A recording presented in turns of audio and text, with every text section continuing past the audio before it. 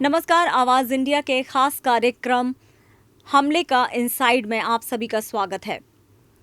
आपको बता दें कि ऑपरेशन सिंदूर महज एक सैनिक कार्रवाई नहीं है, बल्कि ये वो लम्हा है जिसका लोगों को काफ़ी समय से इंतज़ार था। और हम बता दें कि इसकी इबारत जो है उसे लिखने में देश को 7 दशक लग गए। लेकिन फिर भी यक्ष प्रश्न वहीं का वहीं, क्या आतंकवाद इस एयर स्ट्राइक के बाद थम जाएगा, खत्म हो जाएगा? इस पर बातचीत करने के लिए हमारे साथ इस चर्चा में जुड़ रहे हैं हमारे सहयोगी सुधीर शुक्ला जी। सुधीर जी, बहुत बहुत स्वागत है आपका। और सबसे पहले तो एयर स्ट्राइक जो हुई है इसकी पृष्ठभूमि क्या है, और दूसरा इसको जो नाम दिया गया है ऑपरेशन सिंदूर, इसे आप किस तरह से देखते हैं? सीमा जी, बहुत अच्छा सवाल उठाया आपने। ऑपरेशन सिंदूर ही क्यों?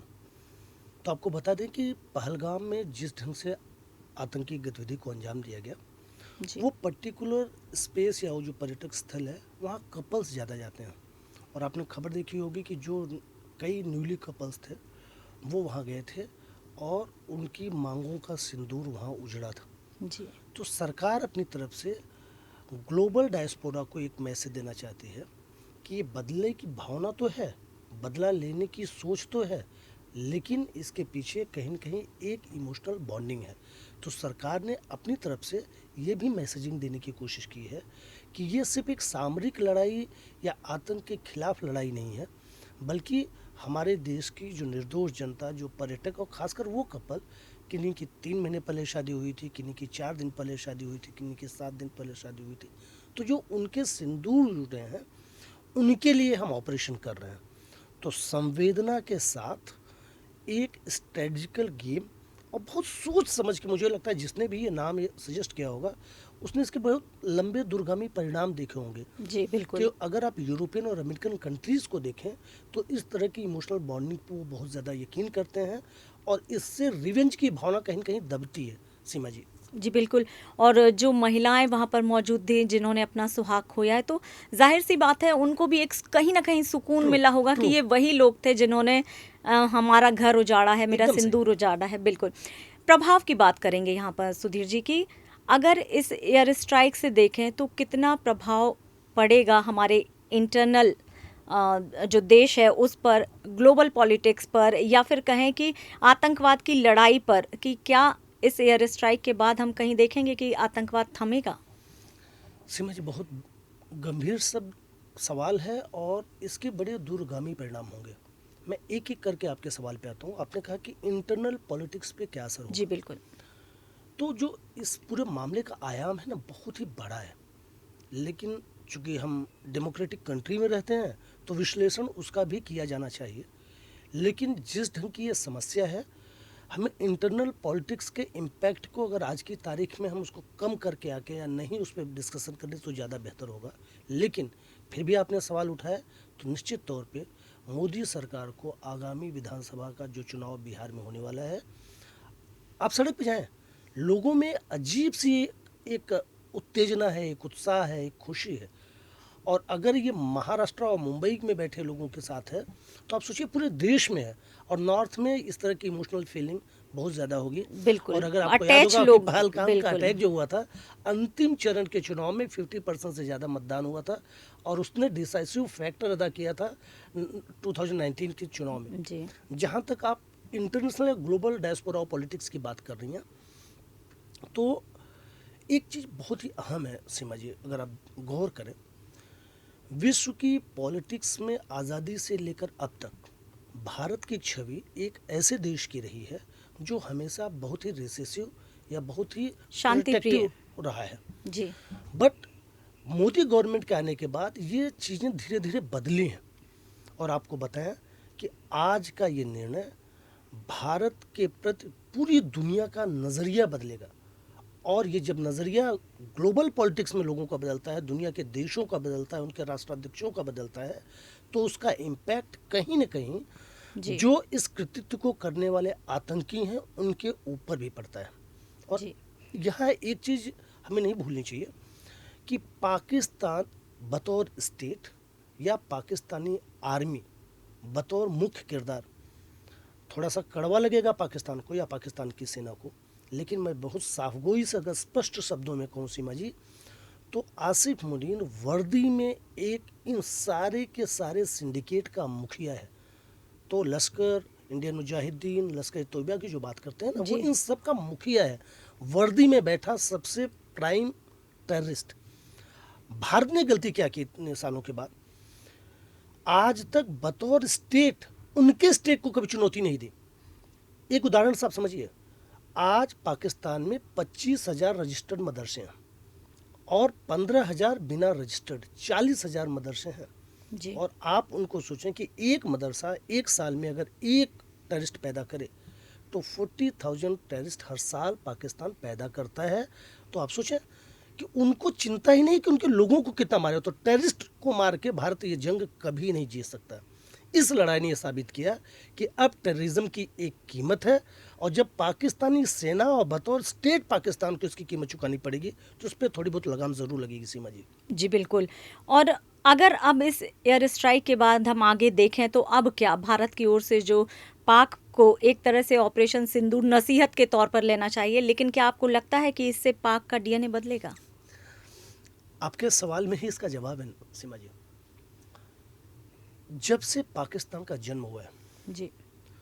1948, आप सोचें कि देश आज़ादी के जश्न से पूरी तरह निकला भी नहीं था, और 48 में कबायलियों के रूप में पहला टेररिस्ट एक्ट किया जाता है। जी। और वहाँ से देखते हुए आप पहलगाम नहीं है, आप कारगिल पे आ जाएं। कारगिल की लड़ाई पर भारत जैसा देश अपने सैकड़ों हजारों सैनिकों की बलि जाने के बाद, उनका बलिदान होने के बाद भारत को ये समझ में आया कि अरे यहाँ तो टेररिस्ट नहीं घुसे हैं, पाक की सेना घुसी है। और उनका डीएनए देखें, कबायली हमलों को कभी उन्होंने स्वीकार नहीं किया कि पाकिस्तानी सैनिक हैं। कारगिल के सैनिकों को आज तक स्वीकार नहीं किया कि वो पाकिस्तानी सैनिक हैं। पहलगाम के अटैक में एसएसजी के कमांडो के होने की बात की जा रही, उनमें से दो, जो मूसा है, he is a trend SSG commando, स्वीकार नहीं कर रहा। तो डीएनए ही पाकिस्तान का है। Denial is a DNA of Pakistan. और बताएं, अगर एक शब्द में समझें तो दुनिया के सारे देशों के पास एक सेना है जो उस देश को सुरक्षित रखती है। बिल्कुल। लेकिन पाकिस्तान एक ऐसा मुल्क है जहां की सेना के पास एक देश है, और वो सेना कभी युद्ध, आज तक पाकिस्तान सेना ने आज़ादी से लेकर अब तक कभी कोई चुनाव नहीं लड़ा है, लेकिन वही पूरे करता धरता है। चुनाव कभी नहीं आ रहे, न चुनाव लड़े, लेकिन मुखिया वही है। और सोचें, जिसके लिए वो बनाए गए, आज़ादी से लेकर अब तक पाकिस्तान का इतिहास देखें तो एक वॉर पाकिस्तान नहीं जीत सका है। तो आप समझ रही हैं, डीएनए और इस पूरे सिंडिकेट के एपिसेंटर को आप देखें तो दिखता क्या है कि जो इस पूरे सिंडिकेट को गवर्न कर रहा है उसको कभी भी कहीं भी न भारत ने न वहाँ की जनता ने उसकी उपयोगिता, उसकी इस पूरी कंट्रोवर्सी के पीछे उसकी जो मिली भगत है उस पर किसी ने सवाल पूछा हो, चोट की हो, या उसके लिए उसको जिम्मेदार ठहराया हो। ये पहला मामला है जब बतौर सेना पाकिस्तान का स्टेट दांव पे लगा है। जहाँ तक आपकी बात है ना कि क्या बंद होगा, मेरा मानना है अगर एक से दो चोट और हुई, इस बार भी जो मेरा अपना मानना था, मैं ये मान के चल रहा था कि भारत पाकिस्तान सेना को अटैक करेगा। मैं लगातार कई चैनलों पे बात करते हुए ये कह चुका हूँ कि भारत को पंजाब को अटैक करना पड़ेगा, वर्दी वालों को अटैक करना पड़ेगा, क्योंकि ये तो उनके वो पिद्दी कुत्ते हैं कि वो हर साल हजारों की संख्या में पैदा हो रहे हैं, उनसे उसको कोई फर्क नहीं पड़ने वाला। लेकिन जिस दिन उनकी आर्मी पे चोट होगी ना, उस दिन पाकिस्तान निश्चित तौर से सुधरेगा। लेकिन बात आती है ना कि भारत, जो आप कह रही थी शुरुआत से लगातार आप कह रही हैं कि शांतिप्रिय देश है, शांतिप्रिय देश है, तो अभी भी मोदी सरकार को जितना कड़ा स्ट्रेट फॉरवर्ड और कड़े डिसीजंस के लिए जाना जाता है, तो पहलगाम से देखें लगातार तो हम एक एक स्टेप ऊपर जाते जा रहे हैं। और ये स्टेप जो है ना, खुल के हमने पाकिस्तान की सीमा में अटैक किया है, और ये बहुत बड़ी बात है। बिल्कुल 1977 में नहीं रह गया है जी। मैं सिर्फ एक सेकंड अपनी बात खत्म करूँ सीमा जी। जी। महत्वपूर्ण क्या है, अब पाकिस्तान सरकार और पाकिस्तान सेना को क्लियर कट मैसेज जा चुका है कि अब वो एयर स्ट्राइक या मिसाइल स्ट्राइक कर रहे हैं हमारी सीमा में घुसकर, अब अगर दूसरी कार्रवाई हुई तो सरकारें आती हैं जाती, मोदी नहीं भी रहे, जो बिल्कुल। दूसरी सरकार आएगी उसके लिए बेंचमार्क क्या है? 26 के बदले 9 जगह अटैक, बिल्कुल। सैकड़ों लोगों को मारा। तब अगली गवर्नमेंट को जनता का दबाव होगा इसके ऊपर करने का। इसके ऊपर क्या बचता है?